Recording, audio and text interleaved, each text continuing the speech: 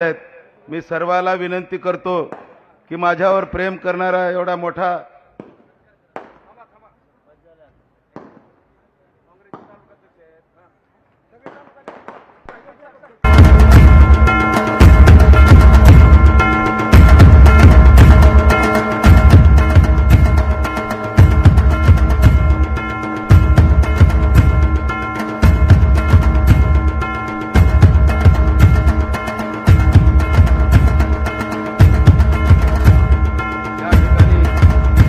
उपस्थित असलेले आमचे ज्येष्ठ नेते, आमचे मार्गदर्शक बसवराज पाटील साहेब, शिवाजीराव मुळे सर, शिवसेनेचे आमचे नेते, आमचे बालाजी भाऊ रेड्डी साहेब, आमचे जिल्ह्याचे अध्यक्ष, माझे सर्व मार्गदर्शक आदरणीय संजय भाऊ शेटे, आमचे धोंडेराम पाटील, नेमीचंद पाटील, या ठिकाणी उपस्थित असलेले जिल्ह्याचे सर्व पदाधिकारी, तालुक्याचे अध्यक्ष नेमीचंद पाटील, शहराचे अध्यक्ष बसवराज काळे, या ठिकाणी उपस्थित असलेले आमचे कल्याण पाटील, आमच्या सर्वांच्या लाडक्या नेत्या आदरणीय शिलाताई पाटील, प्रीतीताई भोसले, या ठिकाणी उपस्थित असलेले शिवसेनेचे तालुका अध्यक्ष चंद्रकांत टंगेटोल, मुक्तेश्वर पाटील, काँग्रेसचे अध्यक्ष मारुती पांडे, ज्ञानेश्वर पाटील, आमचे नगरसेवक तरुण मित्र महेश दुळशेटे, नितीन दुळशेटे, या ठिकाणी उपस्थित असलेले आमचे संग्राम नामवाड,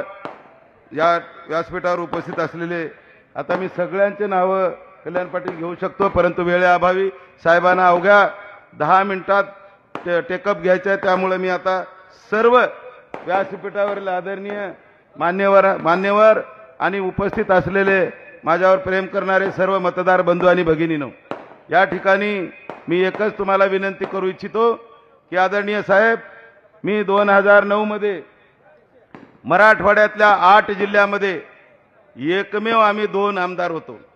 आदरणीय लोकनेते गोपीनाथराव मुंडे साहेबांच्या घरात पंकजाताई मुंडे आणि उदगीरला सुधाकर भालेराव साहेब. दुसऱ्यांदा सुद्धा मी कंटिन्यू झालो, परंतु तिसऱ्यांदा असं काय झालं मला सुद्धा कळालं नाही.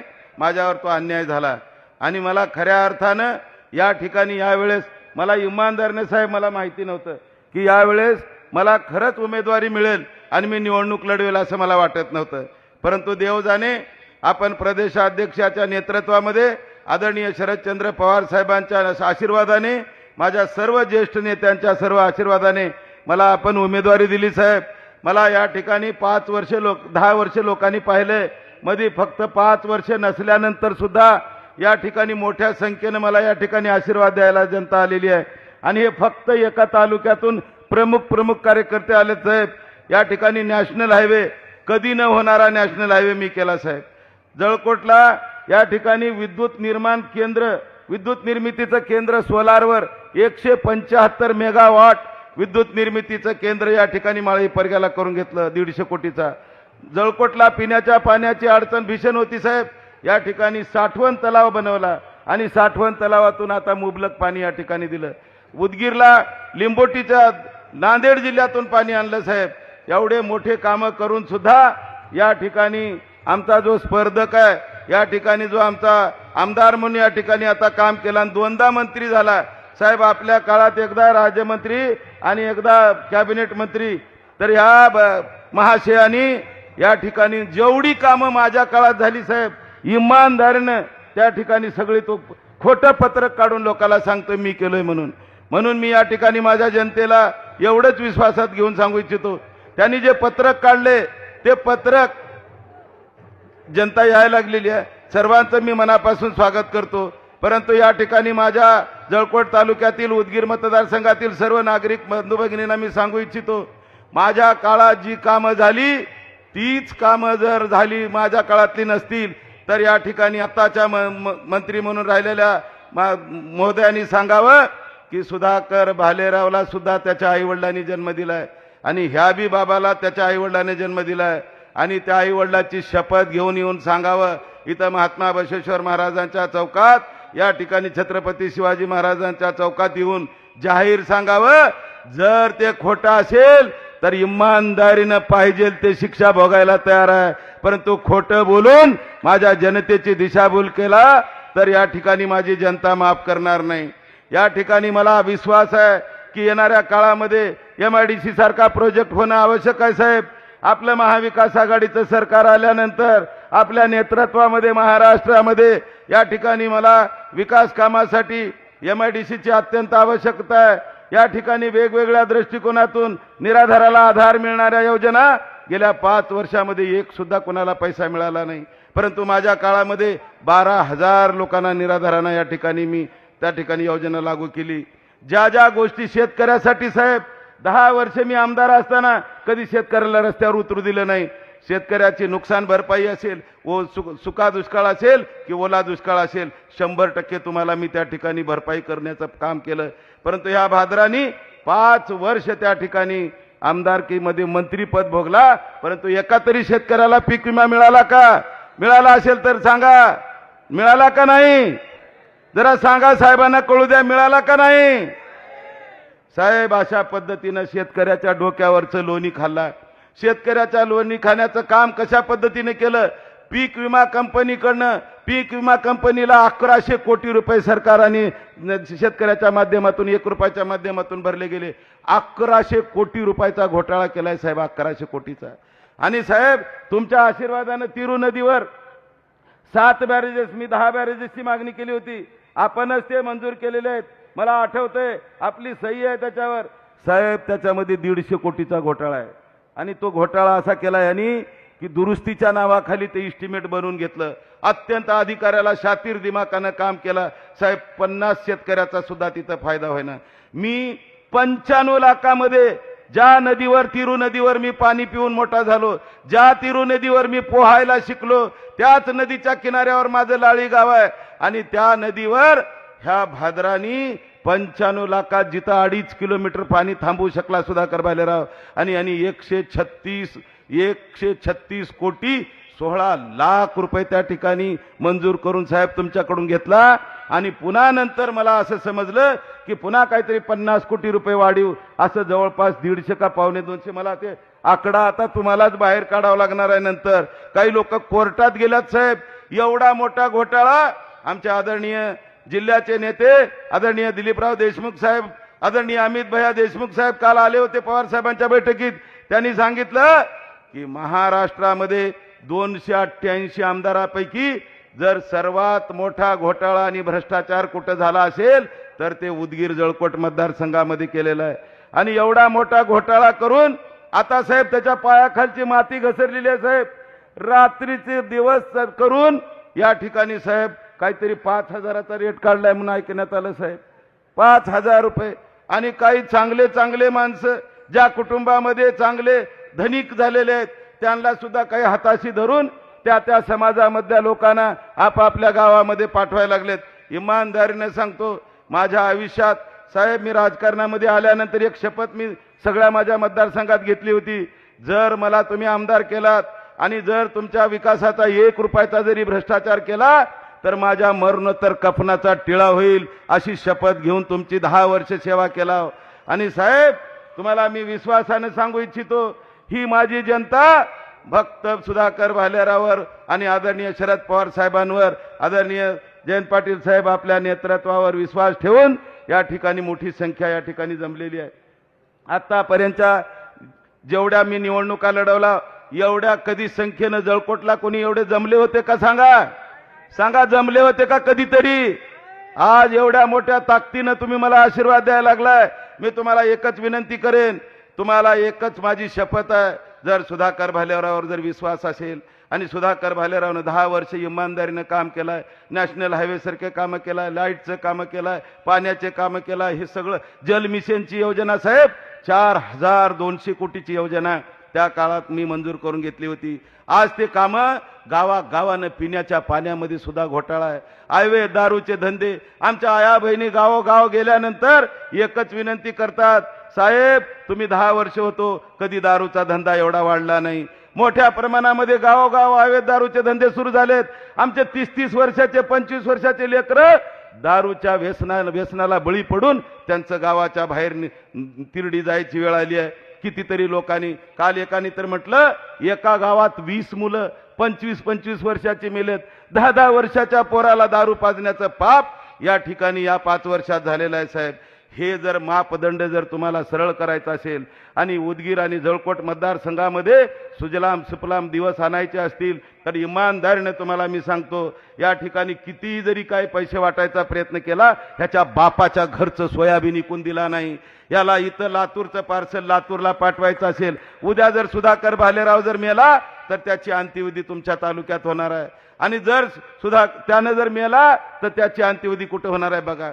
मला उदगीरचा आणि जळकोटचा सर्वांगीण विकास हाच सुधाकर भालेरावचा ध्यास राहणार आहे. म्हणून तुम्हाला मी अधिक वेळ घेणार नाही. मला आणखीन तुम्हाला बोलायचं आहे, आणखीन तुम्ही मला भरभरून आशीर्वाद देणार आहे ह्याच्यात शंका नाही. परंतु आदरणीय साहेबांना एकच विश्वास द्या, जयंत पाटील साहेब मोठ्या हिमतीनं या ठिकाणी त्यांना वेळ नव्हता तरी सुद्धा साहेबाला म्हटलं, साहेब माझा जळकोट तालुका अत्यंत दुर्गम तालुका आहे आणि ह्या दुर्गम भागातील या जनतेला तुम्हाला विश्वास द्यावा लागेल. सुधाकर भालेरावला पुढच्या पिरियडमध्ये जेवढे जेवढे माझ्यावर अन्याय झालेत त्या अन्यायाला तुम्हाला मला वाचा फोडून मला तुम्हाला न्याय द्यावा लागेल. आणि तुम्ही माझ्या जनतेला वचन दिलं पाहिजे, तुम्ही काहीही करा परंतु तुम्हाला जळकोटला यावं लागेल. साहेब मला तुम्ही वेळ दिलात त्याबद्दल मी एवढं तुमचा अंतःकरणपूर्वक या ठिकाणी आभार व्यक्त करतो. आणि साहेबांना तुम्ही विश्वास द्या, सुधाकर भालेरावला जर तुम्ही मतदान रूपी माझं नाव मतदानाच्या दिवशी 20 तारखेला मतदान आहे,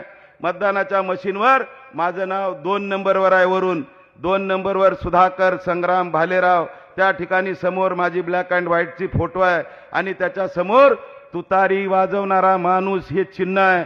आणि 2 नंबरच्या बटनच्या समोरील तुतारी वाजवणाऱ्या चिन्हाच्या समोरील जर बटन दाबून मला मोठ्या प्रमाणात आशीर्वाद तर तुम्ही देणार आहे.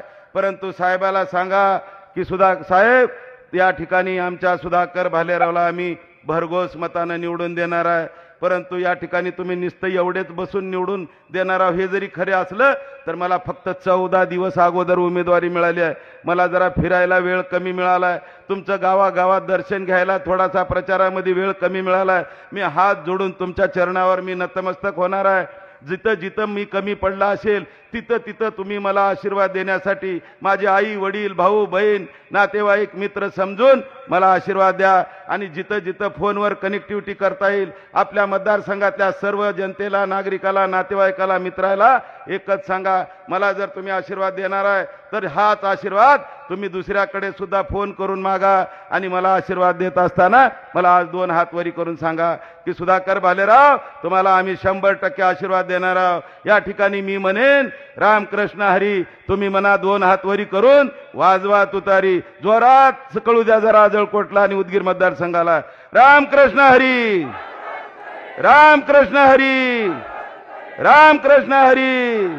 आदरणीय शरदचंद्र पवार साहेबांचा, आदरणीय शरदचंद्र पवार साहेबांचा, आदरणीय जयंत पाटील साहेबांचा, आदरणीय दिलीप देशमुख साहेबांचा, आदरणीय अमित भैया देशमुख साहेबांचा, आदरणीय उद्धव बाळासाहेब ठाकरे साहेबांचा.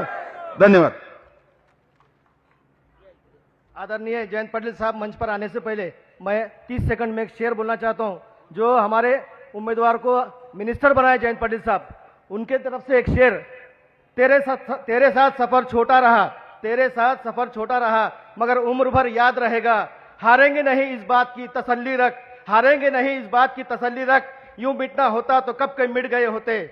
हमसे ताल्लुक रखोगे तो तबीयत ठीक रहेगी, हमसे ताल्लुक रखोगे तो तबीयत ठीक रहेगी. हम वो हकीम हैं जो लफ्जों से इलाज करते हैं. आदरणीय जयंत पाटिल साहब. हम वो हकीम हैं जो लफ्जों से इलाज करते हैं. आपल्या व्यासपीठावरील सर्वच मान्यवर नेते आणि बंधू भगिनींनो, वेळ बराच झालेला आहे आणि मला इथून कोल्हापूर जिल्ह्यात सभेला जायचं आहे.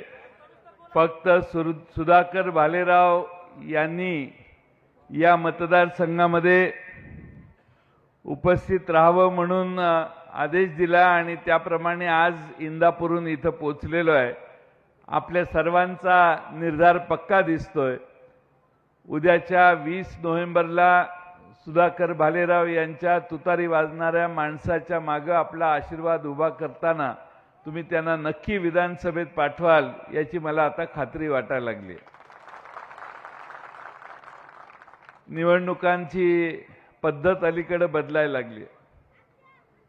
लोक प्रचार करतात आणि त्यानंतर आत्मविश्वास गमावल्यावर लोक पैसे वाटायला लागतात. आपण निवडून प्रचार करूनही येत नाही म्हटल्यावर माणूस शेवटच्या टप्प्यात काय पडेल ते पण मला निवडून द्या असा हट्ट करत असतो.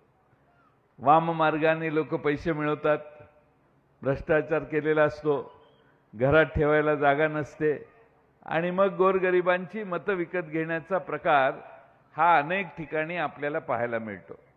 आणि म्हणून जळकोट आणि उदगीरच्या आमच्या मतदारांना स्वाभिमानानं जगत असताना या मतदारसंघाचा विकास करून घेण्याची इच्छा आहे. कुणाच्याही मागं कशाहीसाठी पळण्याची भावना ही उदगीरकरांना नाही, जळकोटकरांना देखील नाही आहे. आणि म्हणून आपल्या सर्वांना पहिली विनंती करेन की आता शेवटचे 2-2.5 दिवस राहिले. लोक काहीही करतील, लोक सगळी आमिष दाखवण्याची शक्यता आहे आणि ती आमिष दाखवत असताना आपलं स्वाभिमानीपणा कधीही न सोडता आपण आपल्याला योग्य वाटतो अशा उमेदवाराला विजयी करा. आमच्या सगळ्यांच्या मताने या मतदारसंघाचं उत्तम प्रतिनिधित्व सुधाकर भालेराव करतील आणि म्हणूनच पवार साहेबांनी त्यांना उमेदवारी दिलेली आहे. पवार साहेबांची या मतदारसंघात उदगीरला सभा होऊन गेली. आज पुन्हा एकदा जळकोटला सभा झालेली नव्हती म्हणून आपण सर्वांना भेटायला मी आलोय. आज आपल्या सर्वांना महाराष्ट्राच्या समोरचे अनेक प्रश्न सांगून वेळ घालवण्याची गरज नाही. तुम्ही महागाईला तोंड देताय, जीएसटी सारखा जिजिया कर तुमच्या डोक्यावर आहे.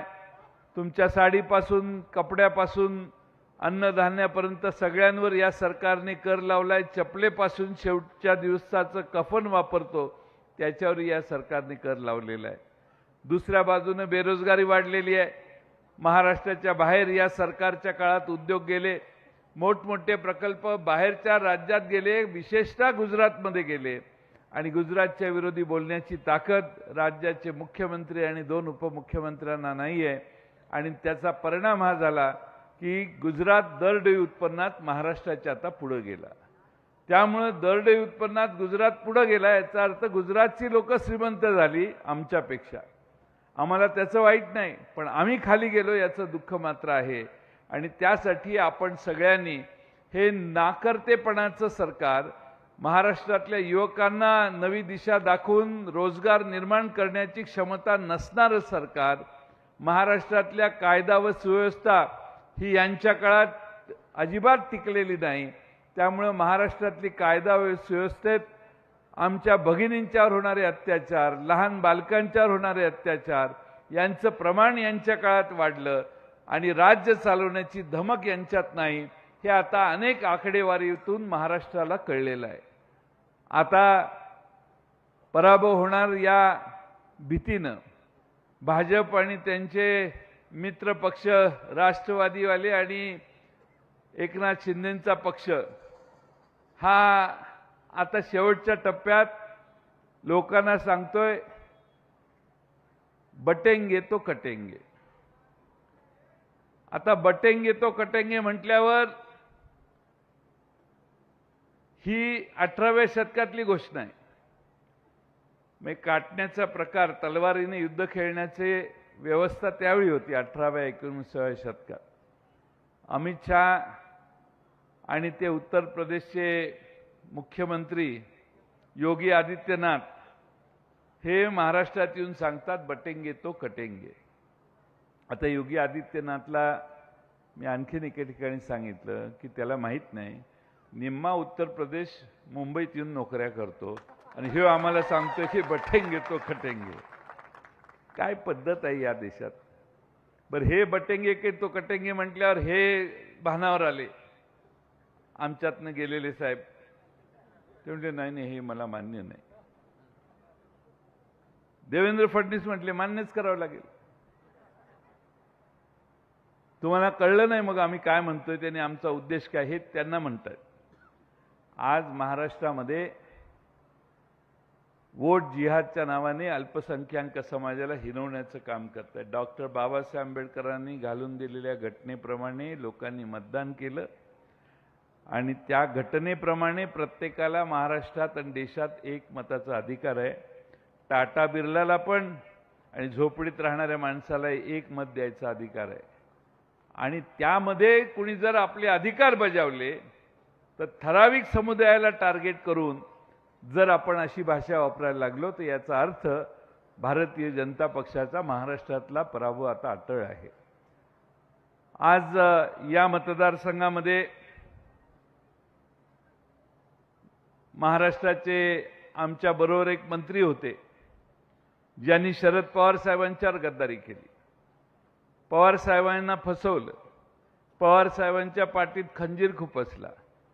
मंत्री होताना भविष्यात आता या समाजाचा नेता म्हणून आपण याला उभा करू अशी पवार साहेबांची धारणा होती.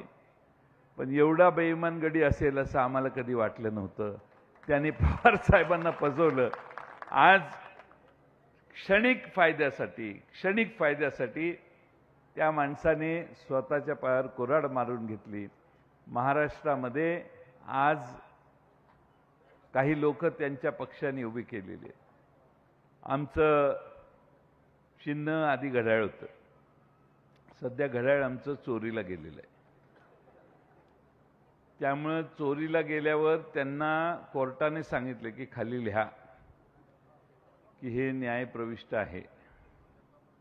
मगाशी मी इंदापूरला गेलेलो, बोर्ड लावलाय घड्याळ आहे पण खाली न्यायप्रविष्ट लिहिलेलं नाही.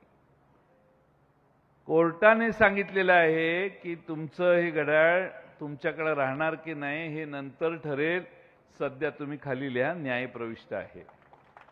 अशा न्यायप्रविष्ट प्रकरणामध्ये जनता त्यांच्या बाजूला मतदान करेल असं मला वाटत नाही. पण जेव्हापासून तुतारी पवार साहेबांनी हातात घेतलेली आहे, तुतारी वाजवणारा माणूस आमचं चिन्ह झालंय, तेव्हापासून महाराष्ट्रभर तुतारीचं स्वागत होतंय. आणि महाराष्ट्रातल्या जनतेनं आता निर्धार पक्का केलेला आहे की पुन्हा एकदा या 84 वर्षाच्या योद्ध्याच्या मागे आपण सगळे उभं राहू आणि महाराष्ट्रामध्ये शाहू फुले आंबेडकरांचं सरकार आणण्यासाठी शरद पवार साहेब असतील, उद्धव ठाकरे साहेब असतील आणि काँग्रेसचे आमचे सगळे नेते असतील, त्यांच्या पुढाकारानं बहुजन समाजाचं राज्य महाराष्ट्रात आणू. एका बाजूला भारतीय जनता पक्षाचे अमित शहा सांगतात की देवेंद्र फडणवीस महाराष्ट्राचे मुख्यमंत्री होणार. दुसऱ्या बाजूने काही लोक सांगतात की अमके होणार तमके होणार. अचानक देवेंद्र फडणवीस यांनी काल परवा म्हटल्यात आता मी थांबतो म्हणून. मी पुन्हा येईन म्हणणारे देवेंद्र फडणवीस आता म्हणायला लागलेत की मी आता ह्याच्यातनं माघार घेतो. माघार फक्त 2 दिवसासाठी आहे.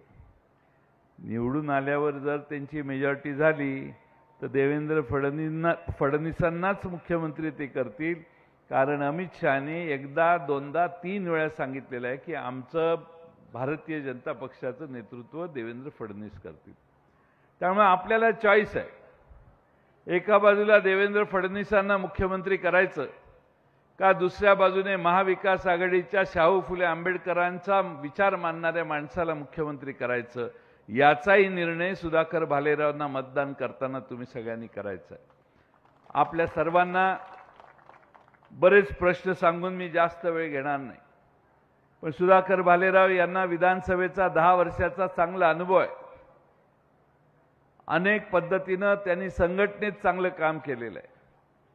आपल्या प्रश्नांची जाण आहे आणि त्यांनी सांगितलं की मी इथं राहणार आहे, माझा शेवटी याच मातीत होणार आहे. त्यामुळं मी तुमच्या मातीत मिसळलेला कार्यकर्ता आहे, तुमच्या बरोबरचा कार्यकर्ता आहे आणि त्यामुळे तुम्हाला कधी अंतर देणार नाही.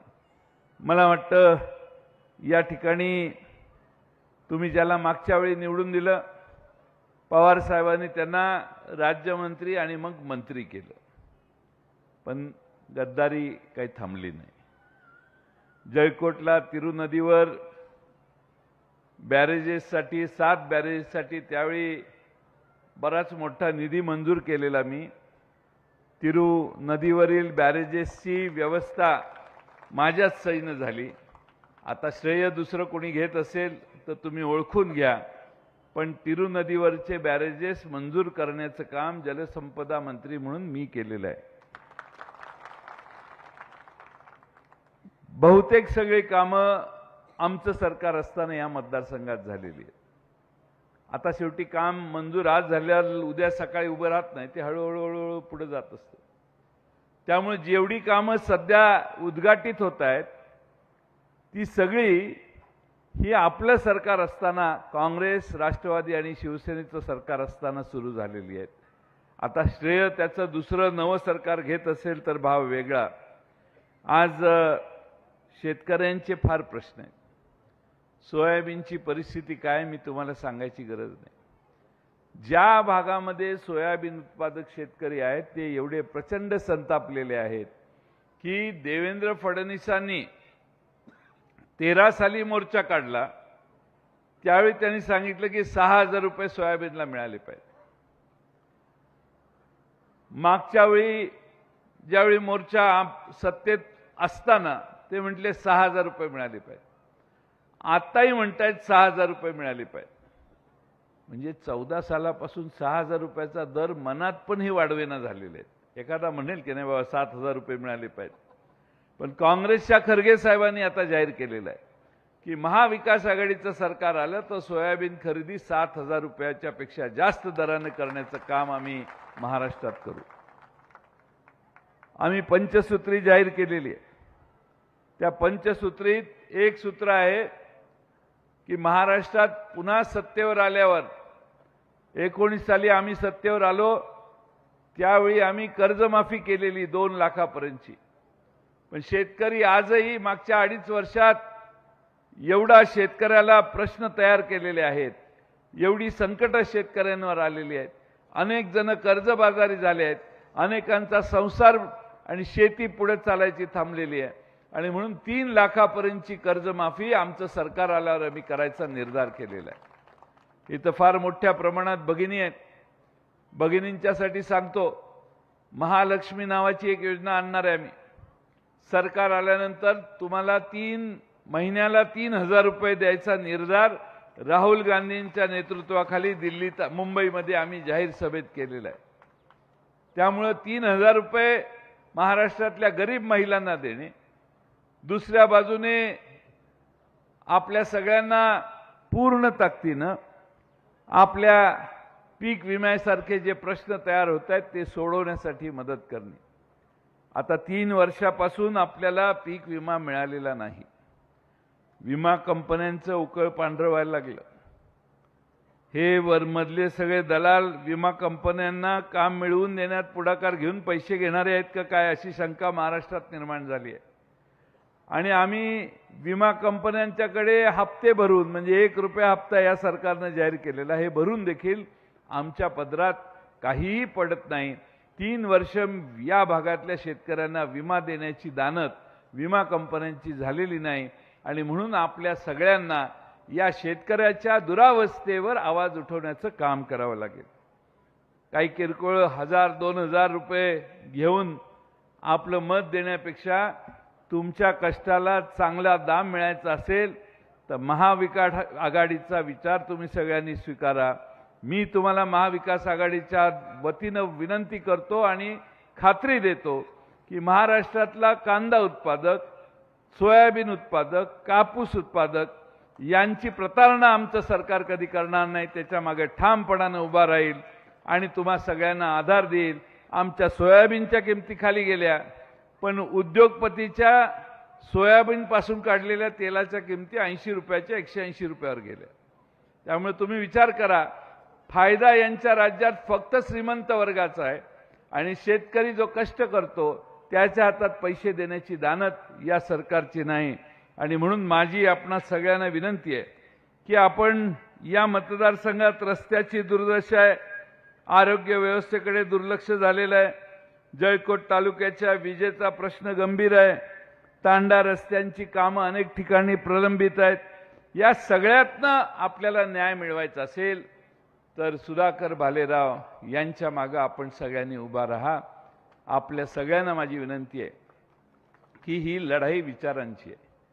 एका बाजूला जातीयवादी भारतीय जनता पक्षासारखी शक्ती आणि त्यांना सामील झालेले फितूर झालेले आमचे दोन एकनाथ शिंदे आणि अजित पवार यांचे पक्ष, आणि आम्ही या ठिकाणी शाहू फुले आंबेडकरांचा विचार घेऊन राहुल गांधींचं नेतृत्व असेल, उद्धव बाळासाहेब ठाकरेंचं नेतृत्व असेल किंवा आदरणीय पवार साहेबांचं नेतृत्व असेल, आम्ही या बाजूने महाराष्ट्रात जातीयवादी विचारशक्ती वाढणार नाहीत, त्यांना कटाक्षाने इथं थांबवण्याचं आम्ही काम करू या आत्मविश्वासाने आज लढतोय.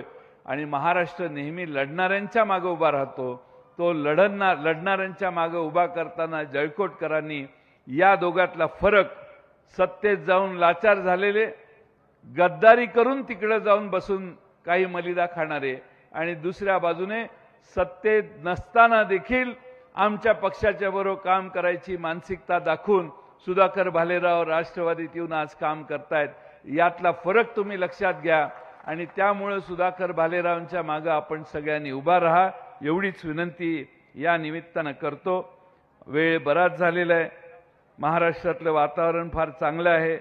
आम्हा सगळ्यांना खात्री आहे की उद्याच्या निवडणुकीनंतर महाविकास आघाडीचं सरकार आपलं येणार आहे. त्यामुळे जर तुम्हाला कोणी सांगत असेल की तिकडं गेल्यावर ते अमकं होईल तमकं होईल, तर त्यांच्या मंत्रिपदाची मुदत 20 नोव्हेंबरला तुमच्या मतानं संपणार आहे. पण जळकोटकरांना, उदगीरकरांना हा विश्वास देतो की सुधाकर भालेरावांना देखील पवारसाहेब एवढी ताकद देतील की तुम्हाला कुठेही कामाचा बॅकलॉग कधी सांगायची उसंत मिळणार नाही. प्रचंड ताकदीनं सुधाकर भालेरावांच्या मागे पवारसाहेब आशीर्वाद उभा करतील आणि तुम्हाला सगळ्यांना न्याय देण्याचं काम करतील. फक्त एकच विनंती आहे की गद्दारांना पाडण्याचं काम मात्र तुम्ही उद्याच्या निवडणुकीत करा. आता शेवटी जाताना सगळ्या पुरुषांनी माझं एक काम करावं, म्हणजे मी जातो. घरी गेल्यावर आपली पत्नी असेल तिला बोलवा, आई असेल तर बोलवा, बहीण बोलवा, मुलगी बोलवा, मावशी बोलवा, वहिनी बोलवा आणि घरातल्या महिलांची मीटिंग घ्या. आणि सगळ्या महिलांना सांगा की तो दाढीवाला बाबा 1,500 रुपये देतोय आणि आज आलेला ह्यो बाबा 3,000 रुपये द्यायला तयार झालेला आहे. त्यामुळे 3,000च्याकडे आपण जायचं. ही भूमिका घराघरात जाऊन तुम्ही सगळ्यांनी सांगावी एवढीच विनंती करतो. आणि सुधाकर भालेरावांच्या तुतारी वाजवणाऱ्या माणसाच्या चिन्हावर मतदान करा एवढी आग्रहानं कळकळीची विनंती करून पुढे जाण्यासाठी आपल्या सगळ्यांची रजा घेतो. धन्यवाद. या ठिकाणी काही मान्यवरांचा प्रवेश होतोय. कुठे चिठ्ठी ज्यांचा प्रवेश या ठिकाणी होणार आहे ते लवकुमार बाबूराव माडे, माजी तालुका प्रमुख शिवसेना शिंदे गट, पाटोदा बुजुर्ग यांचे असंख्य कार्यकर्त्यासह त्यांचा प्रवेश होणार आहे. मी एकदा सगळ्यांना घोषणा देण्याची विनंती करतो. बाईट चालू आहे.